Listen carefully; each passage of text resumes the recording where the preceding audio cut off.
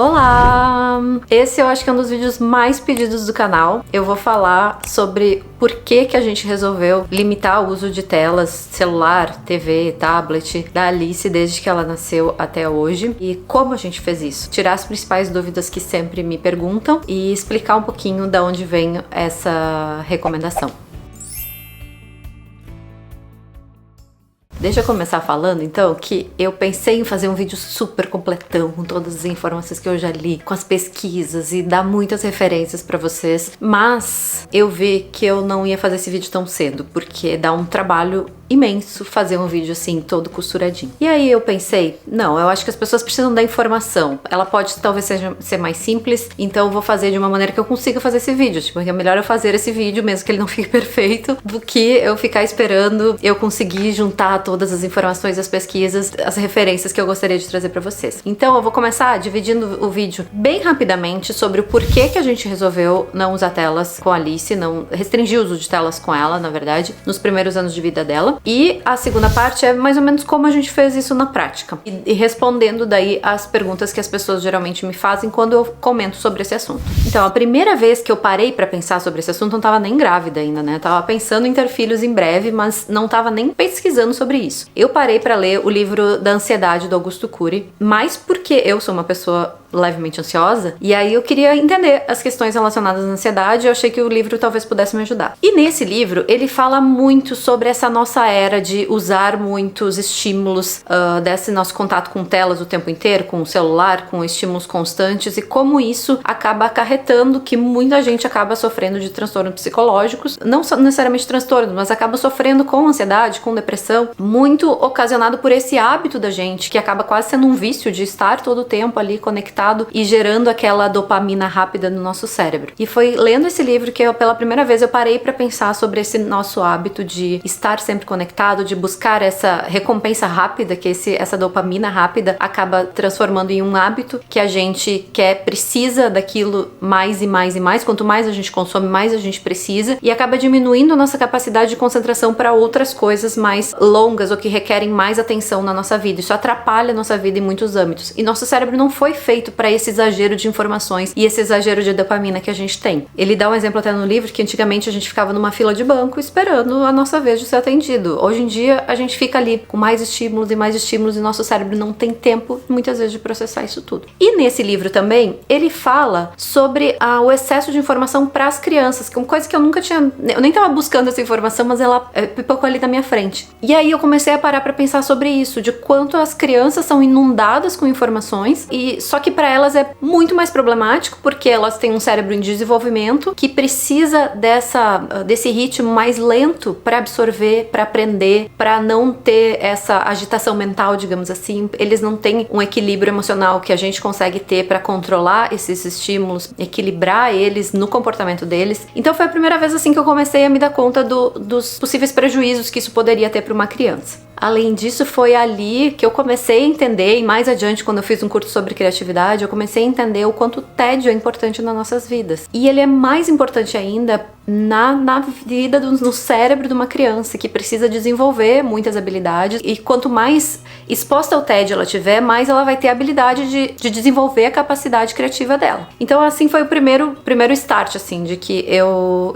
tinha que prestar atenção nisso. E aí, depois que eu engravidei, a Alice nasceu, eu fui pesquisar mais a fundo o quanto que seria interessante ou não que a criança fosse exposta a telas. E aí eu logo descobri que a recomendação dos principais órgãos de saúde, Organização Mundial da Saúde, Sociedade Brasileira de Pediatria, outros órgãos de outros países também, recomendam que não tenha exposição a telas para crianças de 0 até pelo menos 2 anos. Os principais órgãos de saúde falam em 2 ou 3 anos, algumas pesquisas falam em até 6 anos. Então isso é um indicativo inicial que a gente não deveria expor os bebês muito pequenos a telas, porque esses órgãos eles se baseiam em muitas pesquisas. E o que muitas dessas pesquisas mostram é os tipos de estímulos que as crianças precisam nessa idade. Elas não conseguem captar a velocidade de informação de uma TV. Aquilo ali é um excesso de estímulo, como eu falei também, que pode atrapalhar, dar uma superestimulação no cérebro da criança que deixa ela cansada. Ela tá precisando de outro tipo de estímulos, ela precisa de contato com outras pessoas, ela precisa explorar todos os sentidos dela e não somente visão e audição, que é uma coisa passiva de uma tela. E no momento que ela tá usando esse tempo, que ela tem pouco tempo acordado, porque criança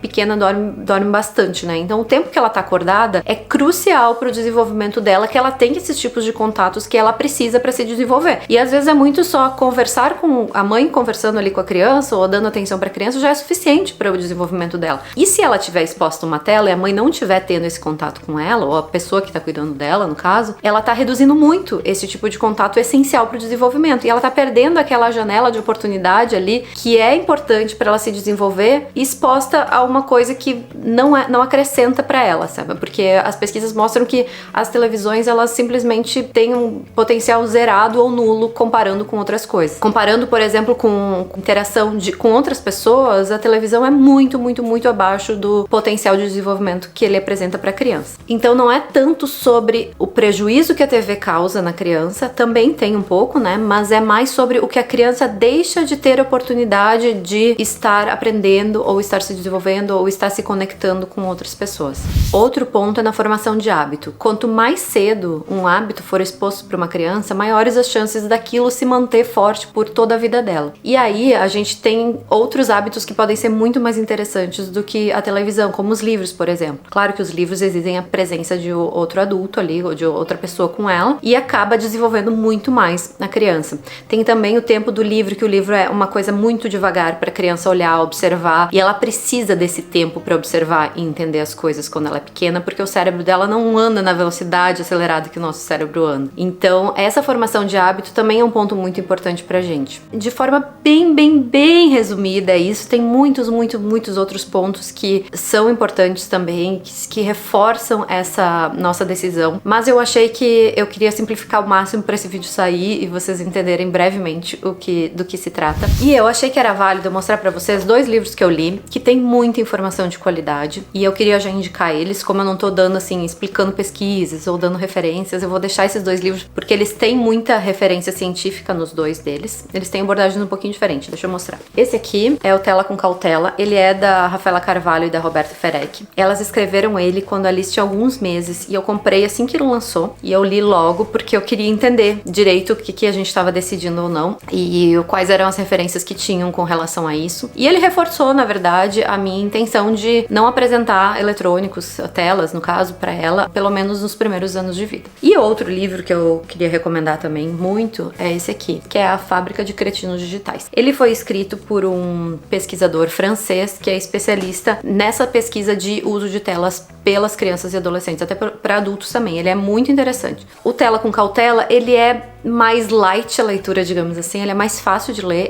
Eles apresentam indicações de órgãos da saúde, pesquisas bibliográficas também, mas o foco principal é fazer as famílias conseguirem entender como funciona o uso de telas na dinâmica familiar delas e fazer isso ser de uma maneira saudável, não necessariamente sendo 0 telas. Aliás, aqui eu tô falando a recomendação para os primeiros anos de vida. Não vou entrar no mérito de quais são as recomendações para as próximas idades, que é muito importante também quando se tem acesso a telas que se controle o conteúdo, porque isso também é bem relevante. E elas falam bastante disso nesse livro. Então, eu acho que é importante deixar claro aqui que a nossa restrição quase total de telas nos primeiros anos é naqueles primeiros anos, depois em diante, quando tem um uso que ele seja feito de maneira equilibrada, com controle de conteúdo também, não só de tempo de uso. E elas falam muito bem disso no livro. Então, eu acho que é legal para quem quer buscar uma maneira prática para achar um equilíbrio aí de uso de telas na família. O Fábrica de Cretinos Digitais é quase uma tese de doutorado, o livro dele. Ele pega muita pesquisa, ele é bem denso, ele é mais difícil de ler, mas quem gosta assim de ler conteúdo científico, eu adoro, né? Entender bem as pesquisas, da onde vêm as recomendações, por que de cada coisa, o que impacta ou não impacta. Ele é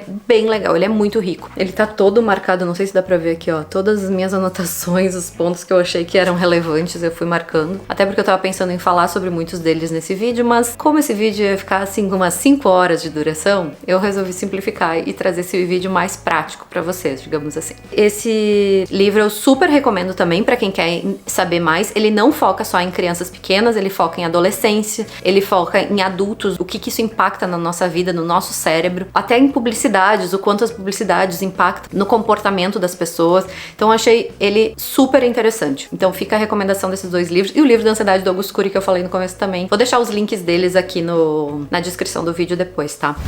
Então, assim que eu li o Tela com Cautela, eu reforcei a minha ideia de a gente manter essa restrição de telas pra Alice pelo menos até 2 anos. Eu nunca falei, eu vou restringir até 2, com certeza, eu vou fazer isso, porque eu não sabia como é que ia ser a nossa rotina, com o passar do tempo, as coisas que eu fosse sentindo ou não.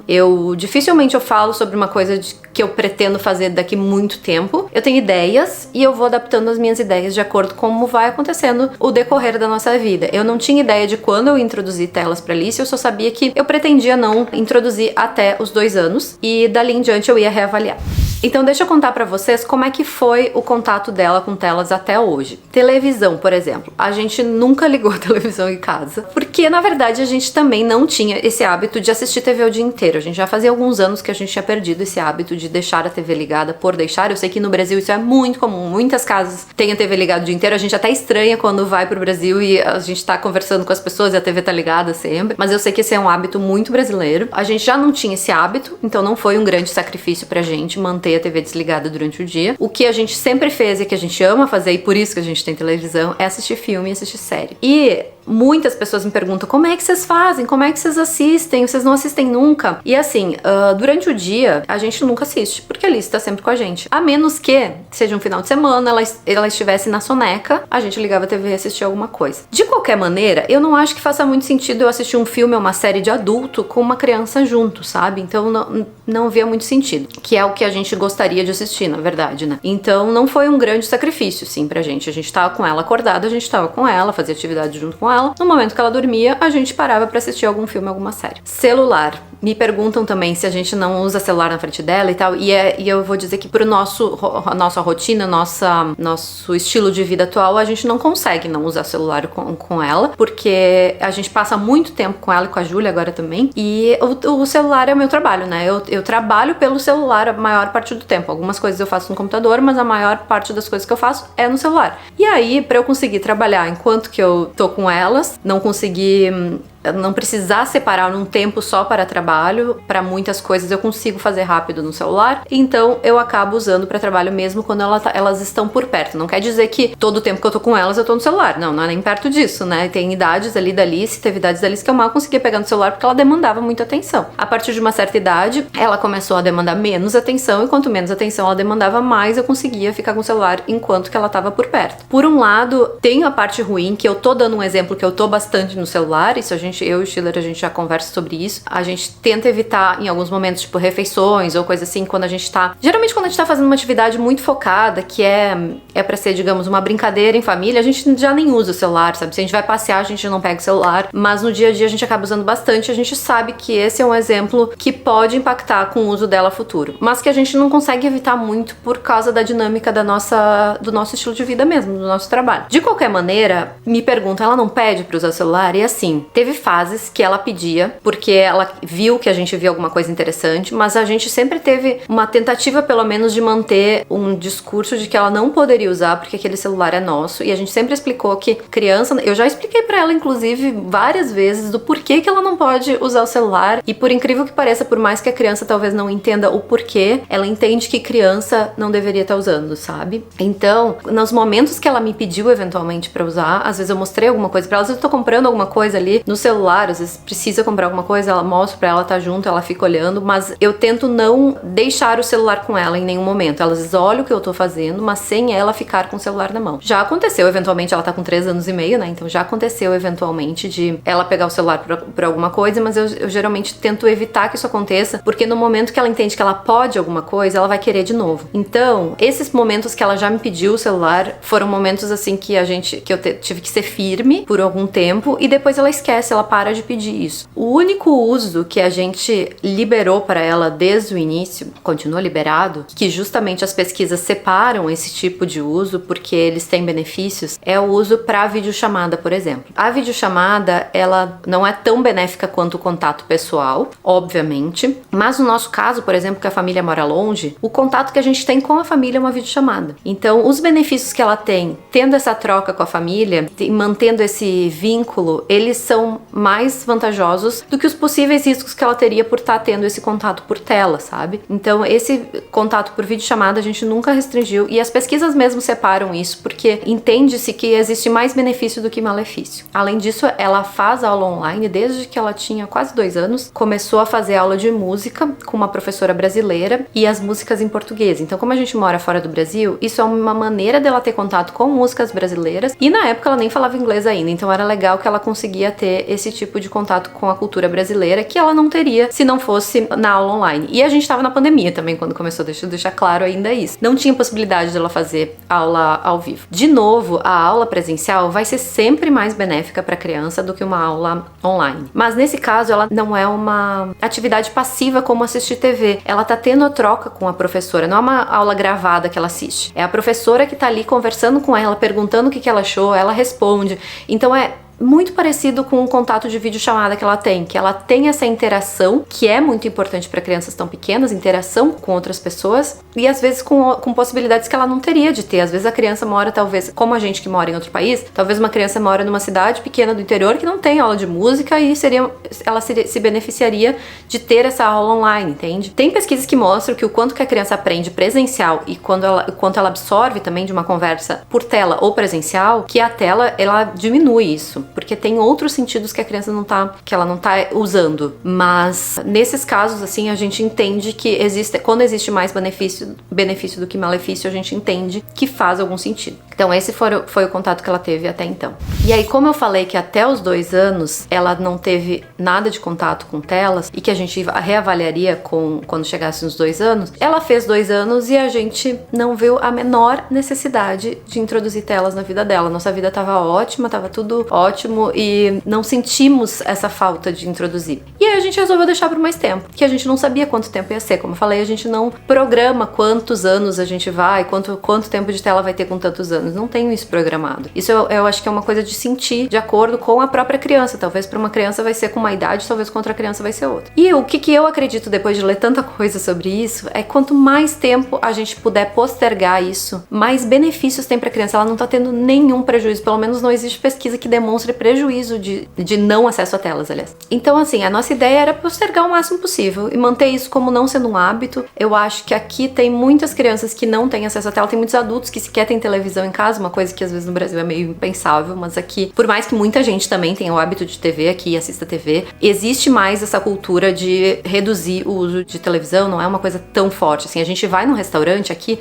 não tem televisão na maioria deles, né, como tem no Brasil na maioria dos lugares que a gente vai. Então, a gente resolveu postergar mais. Ela chegou aos 2 anos, tava tranquilo, ela chegou aos 3, tava tranquilo. E aí, quando ela chegou aos 3, ela começou a se interessar muito pelos personagens e pelas histórias que ela já conhecia dos livros. Ela sempre teve um hábito muito forte, a gente sempre reforçou esse hábito de leitura com ela, desde muito bebê, e ela ama ler, e ela acabou conhecendo muitos personagens das histórias pelos livros, e acabou se encantando com isso, ela ama interpretar e saber as histórias, e enfim, e a gente sentiu que talvez fosse legal a gente introduzir alguns filmes, talvez pra ela, mas ainda com um certo pé atrás, assim, com algum receio. Então a gente começou a ir no cinema pontualmente, porque o cinema é toda uma experiência, ele é fora de casa, ele é como se fosse uma atividade extra em família que a gente faz. E eu percebi que mesmo os filmes infantis da Disney, eles têm momentos mais assustadores, que às vezes pra gente parece nada, mas pra criança pode ser mais assustador. E eu resolvi ficar um pouco cautelosa com isso também.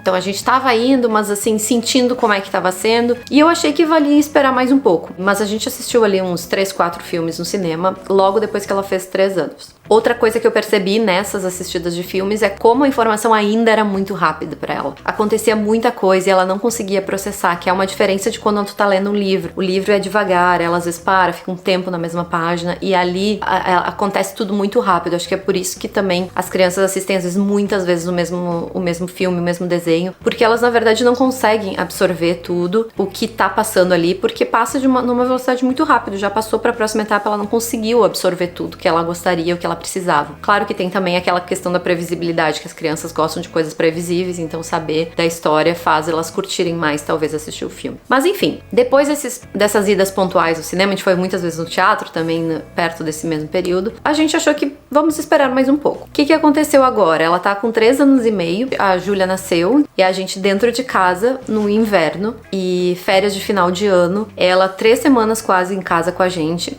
sem sair praticamente com uma bebê recém-nascida, sem atividades fora pra ela brincar. O Schiller tava indo pro parque de vez em quando, mas o tempo tá muito feio, os dias estão muito curtos, então a gente pensou que talvez fosse interessante a gente introduzir um cinema em casa, digamos assim, né, um cineminha. E a gente resolveu colocar alguns, porque ela conhece muitos personagens de muitas histórias da Disney, especialmente. Na verdade, ela não tinha assistido nenhum dos filmes, era tudo por livros e pela imaginação dela. E aí a gente resolveu introduzir no final de semana um filme. A gente tá fazendo isso faz um mês, mais ou menos. Não pretendo que isso seja uma regra pra sempre, mas nesse período que ela tá em casa há muito tempo, que os dias estão muito feios, muito escuros, muito frios, e a gente não tá fazendo atividades com ela fora de casa quase, a gente resolveu introduzir um filme por final de semana. E agora eu notei que ela tem uma maturidade um pouco maior do que ela tinha há meio ano atrás, quando ela tinha recém feito 3 anos. Ela anda mais consciente de que tem momentos que ela vai ficar assustada ou não. Ela até pegou um cobertor pra se tapar na cena que tava mais assustada.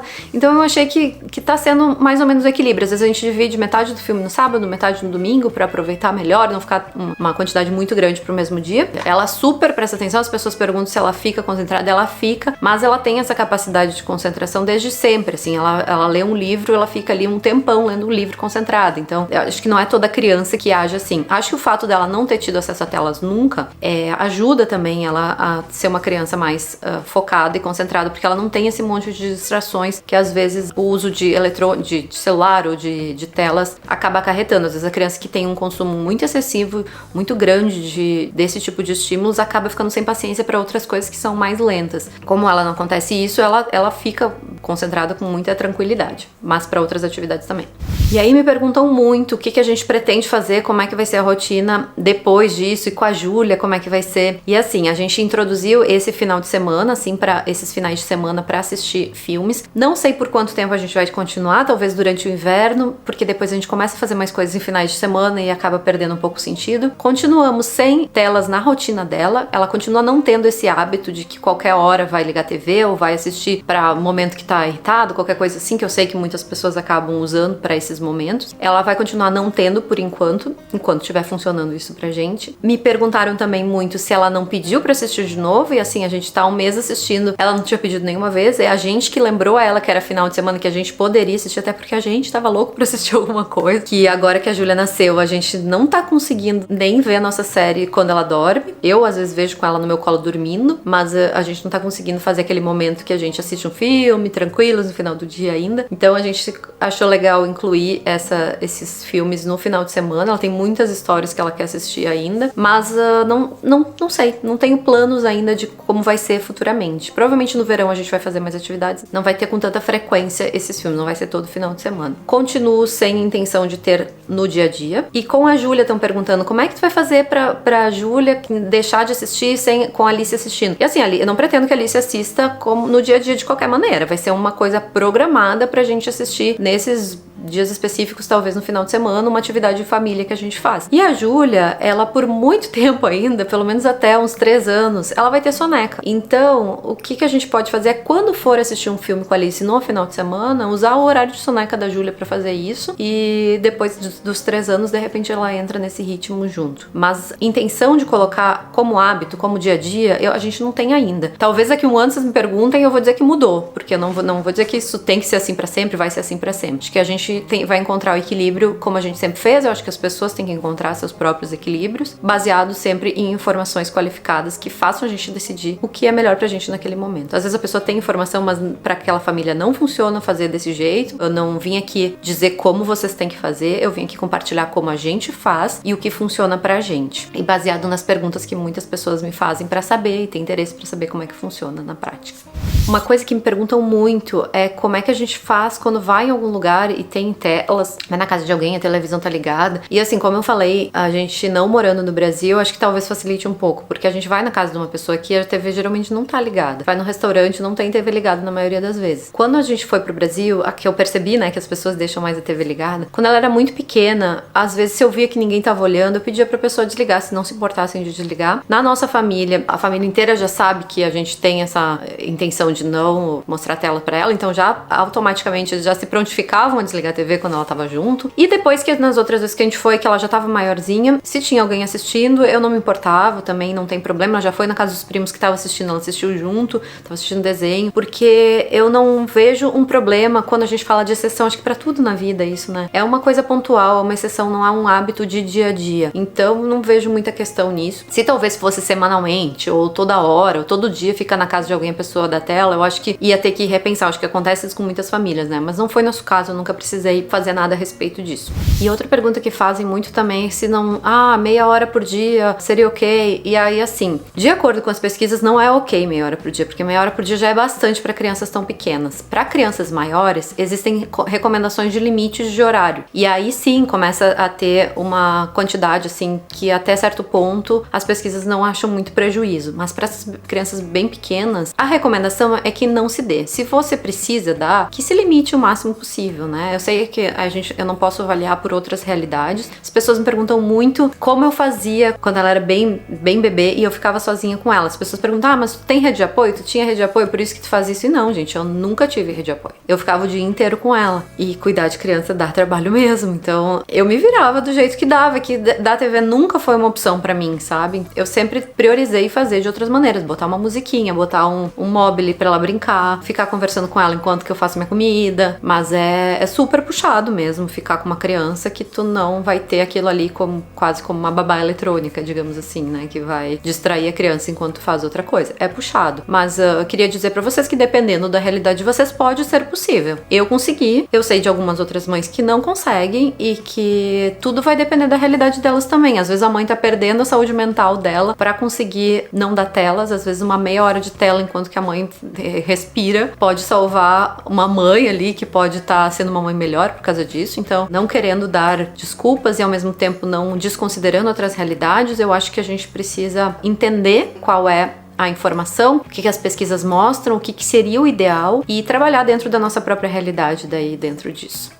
Eu espero que tenha ficado mais ou menos claro os nossos motivos. Não consegui aprofundar muito, mesmo assim, acho que falei bastante, né? Dependendo como for o caso, eu respondo as perguntas aqui nos comentários. Eu quase sempre consigo ler as perguntas aqui. E se não, eu respondo alguma coisa mais lá no Insta ou faço outro vídeo depois, se vocês acharem que precisa, tá bom? Conforme forem passando outras fases, de repente eu compartilho mais sobre esse assunto com vocês. Espero que vocês tenham gostado e se vocês tinham dúvidas, tem gente que pode se beneficiar com esse conteúdo. Eu acho que é um assunto que não se fala muito, assim, não se aprofunda muito, ou pelo menos não se fala muito na prática. Passem esse vídeo para as pessoas que vocês conhecem que podem se beneficiar com isso. E inscreva-se aqui no canal e a gente se vê no próximo vídeo. Um beijo!